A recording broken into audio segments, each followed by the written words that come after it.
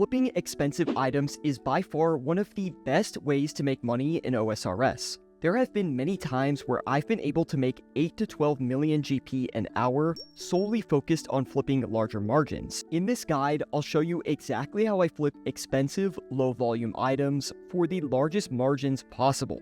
First, I'll cover the strategy for how to effectively flip large margins, and then I'll hop into a live example flipping some of these items. Anyway, if you enjoyed this flipping guide, be sure to hit that like button. It really does help me out a lot. Flipping expensive items, also sometimes referred to as high-margin flipping, is one of the riskiest flipping methods, but it's also some of the most profitable flipping that you can do. There are multiple ways that you can flip expensive items, but in my experience, when you are flipping these items actively, you want to get in and get out of the flip as quickly as you can, and repeat this process as long as the margins stay profitable. What I mean by that is you want to buy and sell the item for a strong margin as quickly as possible, because the longer you hold onto an item, the more risk you're taking on, as the item could crash on you. On screen right now is the Scythe of Vitur, one of the most expensive items within the game that I tend to flip a lot due to the strong margins that it usually holds. In this example, you'll see that the active margin on this item is 2 million GP, meaning that every time we flip the Scythe, we can expect around a 2 mil profit after tax. In this example specifically, I'd be targeting a 1.8 mil profit, as I'd be listing at about 100k above the active buying price and selling it for 100k less than the active sell price, just to make sure that I can complete my flip first and beat out other market competition. In my experience, it's better to flip an expensive item twice for a smaller margin than it is to wait and try to get a larger margin. Keep in mind that this is only when you're standing at the Grand Exchange, relisting your flips as soon as they finish. It's less risky when you trade into and out of an item more frequently, even though you're getting a smaller margin overall. Before we hop into the live flipping example, it's important to note that expensive items generally are lower volume items. This means that flipping an item like a Twisted Bow or a Scythe, Elysian, Harmonized Orb, these items are going to take a lot longer to flip versus a higher volume item such as Rune Arrows or Blood Runes. You'll be waiting longer for one expensive item than you would if you were to flip a full limit of a high volume item. In return though, you'll generally be getting a lot higher of a profit on the expensive item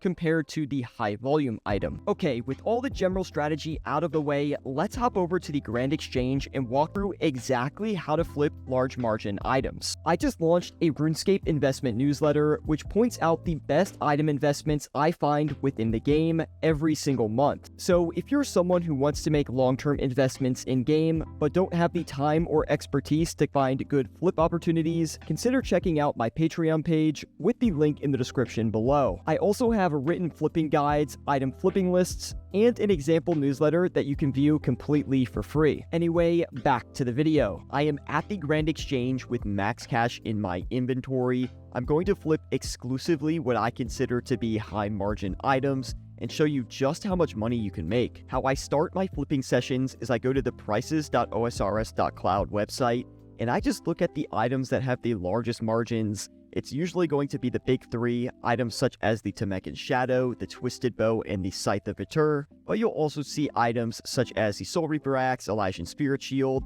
Zarite Crossbow. Those items that cost over 100 mil are usually going to be towards the top of the list. Considering that the Temecan Shadow has a really big margin right now, I am going to try to flip a few of these, so let's go ahead and list the Shadow first, followed by some of these other options. When I'm looking at the Shadow, I can tell that over the past week or so, it has been downtrending, and even the past day, it's seen some pretty big price fall. So I'm going to be very careful when I flip this. Do not want to hold on to an item that is downtrending for too long. So we're going to try to flip for about a 3 mil margin as quickly as we can. That way, we're reducing our risk of holding an item while it downtrends. So I'll probably list the Temecan Shadow around probably 1,155,500,000 and try to flip it for maybe like 2 mil under its top margin. We'll have to see it depending on how quickly we think we're going to be able to sell it. But this is really the strategy here. What I do is fill up the Grand Exchange with a bunch of high margin items, and I list them about 100 to 150k over their current price to have a competitive buy offer to beat out the competition. Okay, we have 5 items listed. What I'm going to do is wait about 15 minutes and then check on all of these items. If anything buys in the meantime, of course, I'll turn around and sell it. But if the item hasn't bought over, let's say, a 15 to 20 minute period, I will check the margin again just to make sure we are listing at the correct price and the item hasn't shifted prices too much. Just a quick note though, I would never exclusively flip high margin items like this. It's too risky. Generally, when I'm flipping high margin items, I will list 2 or 3 high margin items and then follow that up with high volume items or medium volume items. It kind of reduces your risks and ensures that you're getting a constant flow of profit. So as a quick example, I would list the Tumekin Shadow and maybe the Soul Reaper Axe, but then I would also list items like Manta Rays, Blighted Super Restore, Saradomin Brews, Prayer Potions, things that you know you can flip more consistently that will actually drive a profit. That is because high margin items are just less consistent, and while they are a huge profit, you cannot rely on them all the time to drive your bank. And as you can see, the Soul Reaper Axe has bought, so I'll look back on the prices.ors.cloud site, and considering it's selling for 376.9 mil, I'll probably list around 376.6 or 0.7 and try to sell this off. You'll notice that I'm not trying to make any extra profit on these flips. I'm basically listing it right on where the margin is. And since the margin says it's like 2.3 mil right now, we should be getting around 2 to 2.3 mil just off the Soul Reaper Axe alone. When you're actively flipping these high margin items, you just want to flip right on margin. Don't try to stretch out and get any extra profit. That is contrary to if you are flipping over a longer time frame, such as like a 4-hour time frame. Then yes, maybe you'd put your buy listing a little bit lower and your sell offer a little bit higher to allow for more profit. But again, when you're active flipping this stuff, just trade it right on the margin as long as it's profitable. And there we go, our first large margin complete, 1.1 mil profit on the Soul Reaper Axe. A little bit less than I was hoping for, but profit is profit. In my experience, sometimes it's better just to take a little bit less profit to sort of trade into the item and figure out where the margin sits around, because once you figure that out, you can consistently flip the item and make additional profit. So even though you have price tracking websites that do a great job of displaying the margins, it is better to get a feel for the item and actually buy in and sell it. Again, you want to focus on volume of trades when you're actively flipping large margin items. And we sold the Van braces too, only a 250k profit on those, which is kind of small, but we'll take it. Finally, the Shadow ended up buying, so let's go ahead and sell this on the exchange. The Shadow has a relatively small margin right now, looking at only about a mil in profit if we sell at this level. But as long as we can sell it without any hiccups, then we should be in a good spot. And there we go, the Tumekin Shadow, a 1 mil profit. Not as good as I was hoping, but still pretty good. We're going to go back in and trade another one of these as the margin has come down slightly, so we should be able to make more profit on the next one. And we flip the Torva legs too, and as I hit the record button, the Tumekin Shadow has bought again, so we're going to list the Shadow back first. And literally, I could not even list the Torva legs to buy again, and the Shadow already sold. That is a 1.1 mil profit. This is what I talk about when you need to get on margin.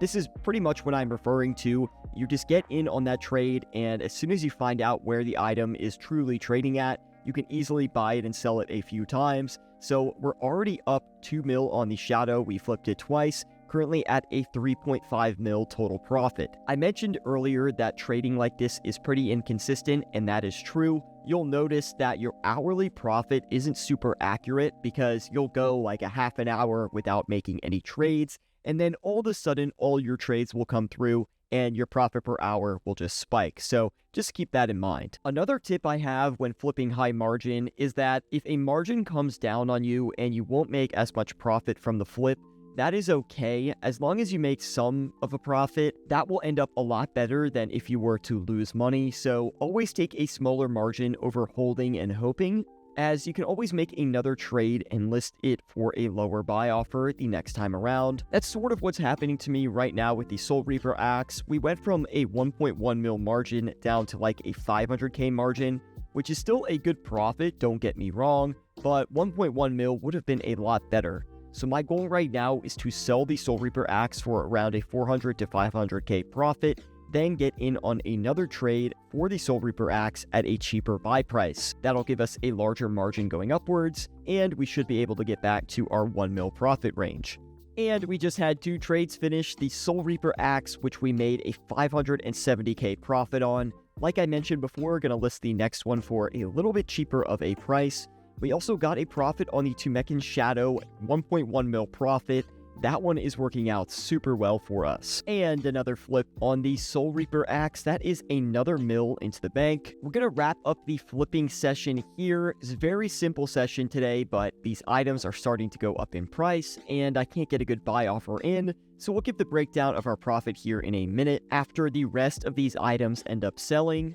Wrapping up the session here, even though the Elder Maul hasn't sold, it's likely going to sell for about a 200k loss, and that brings us to a 6.2 mil profit per hour. To give a recap, we made about 6.2 mil an hour flipping with max cash focused on large margin items, which is about a 0.3% ROI on our entire cash stack. I have found it to be a lot more difficult with tax these days to flip actively, so I don't entirely recommend flipping actively anymore unless you are flipping large margin, because you can take a lot of profit from these larger margin opportunities, and you can still make decent profit per hour without too much stress. You'll notice that from my large margin flips, we really only drove profit from 2 items, the Tumekin Shadow and the Soul Reaper axe, and I will say that is pretty typical of a large margin flipping session.